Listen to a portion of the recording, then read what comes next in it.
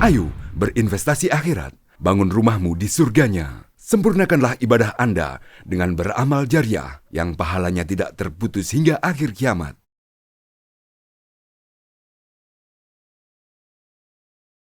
Assalamualaikum warahmatullahi wabarakatuh.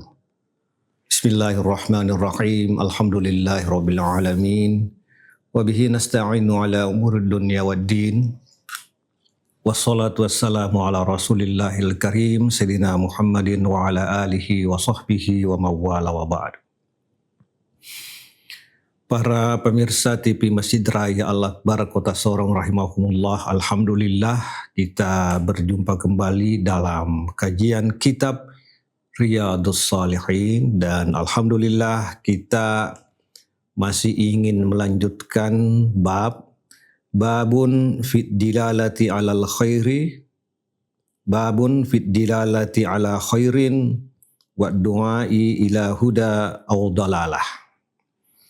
Satu bab berkaitan dengan menunjukkan kepada kebaikan dan mengajak kepada hidayah atau petunjuk ataukah kepada jalan kesesatan.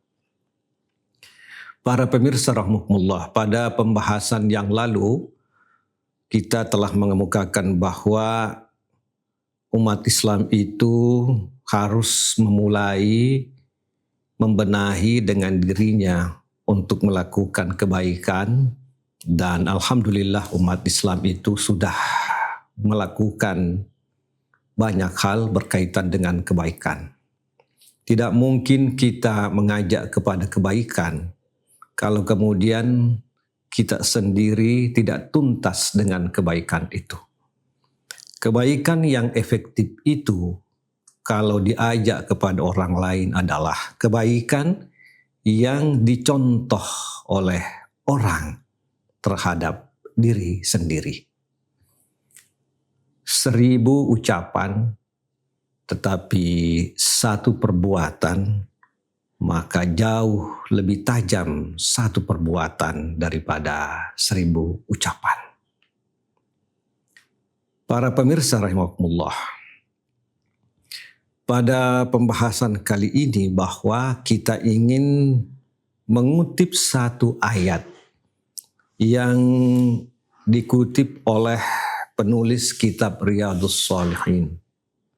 Wa ta'awanu 'alal birri wat taqwa.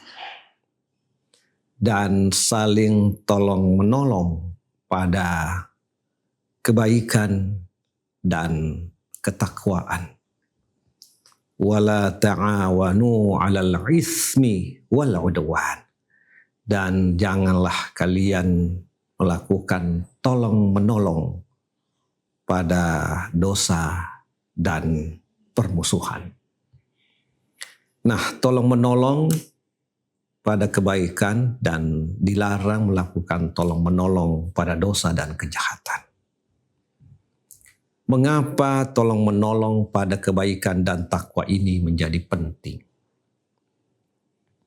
Karena kehidupan ini bisa sempurna ketika kemudian kita mengembangkan tolong-menolong. Tolong-menolong yang basisnya adalah kebaikan dan ketakwaan. Akan tetapi kehidupan ini akan runtuh ketika kemudian kita mengembangkan tolong-menolong pada dosa dan permusuhan. Mengapa kemudian tolong-menolong ini atau ajaran tolong-menolong dalam Islam itu dipandang sangat penting, bahkan disebut tadi bahwa kehidupan akan sempurna? Karena orang itu saling membutuhkan. Tidak ada yang bisa melengkapi kebutuhan orang lain kecuali orang lain itu. Nah, kita ini saling membutuhkan. Punya kebutuhan yang banyak, tetapi kemampuan terbatas. Itulah hukum kehidupan. Terlebih lagi kalau keinginan, kita mulai daripada kebutuhan. kita memiliki atau memerlukan kebutuhan, aneka ragam kebutuhan. Tetapi kemampuan kita ini terbatas. Kemampuan dari sisi waktu terbatas. Kemampuan dari sisi kompetensi untuk mewujudkan terbatas. Kemampuan untuk membiayai juga itu terbatas.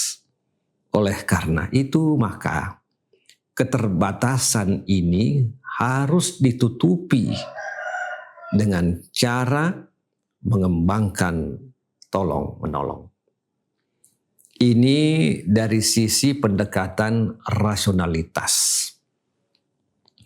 Yang kedua, bagaimana kemudian pentingnya tolong-menolong ini yang bisa menjadi penyempurna kehidupan.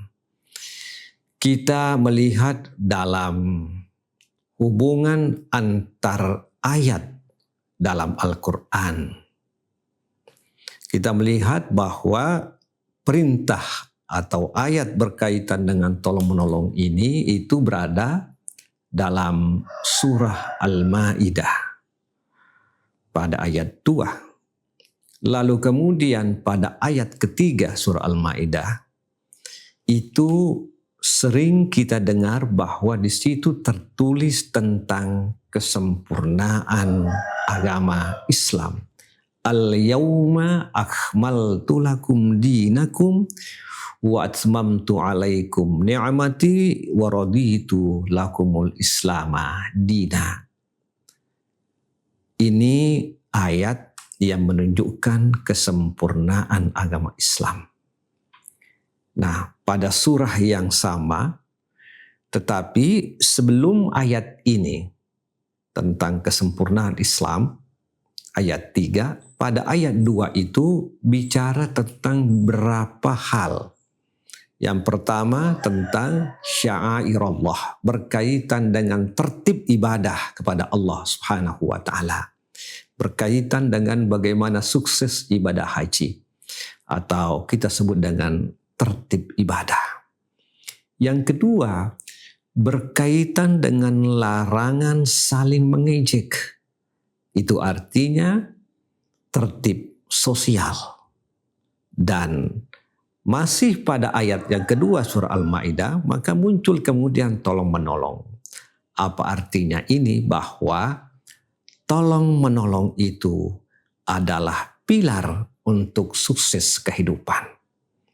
Dua saja yang kita sebutkan tadi ini tentang tertib ibadah dan tertib daripada sosial, lalu kemudian kita tidak kembangkan pilar tentang tolong-menolong, maka kehidupan tidak bisa dalam keadaan sempurna.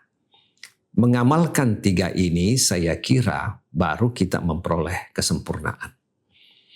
Para pemirsa rahimakumullah, nah tolong-menolong ini bagian dari upaya menyempurnakan kehidupan. Nah, ayat ketiga itu bicara tentang kesempurnaan Islam. Jadi, Bapak Ibu para pemirsa rahimakumullah, ayat kedua dan ayat ketiga ini punya kaitan yang sangat erat berkaitan dengan kesempurnaan kehidupan. Pada ayat ketiga bicara tentang kesempurnaan Islam sebagai agama. Dan di situ juga disebutkan tentang kesempurnaan nikmat Allah. Padahal pada ayat yang kedua ini bicara tentang pilar kesempurnaan kehidupan. Oleh karena itu mari kita mencoba tidak merasa hebat. Orang yang merasa hebat itu maka tidak memerlukan bantuan orang lain. Tetapi orang yang merasa bahwa kita ini bersaudara, maka saling membutuhkan, saling menolong, itu yang menjadi sebuah kelaziman.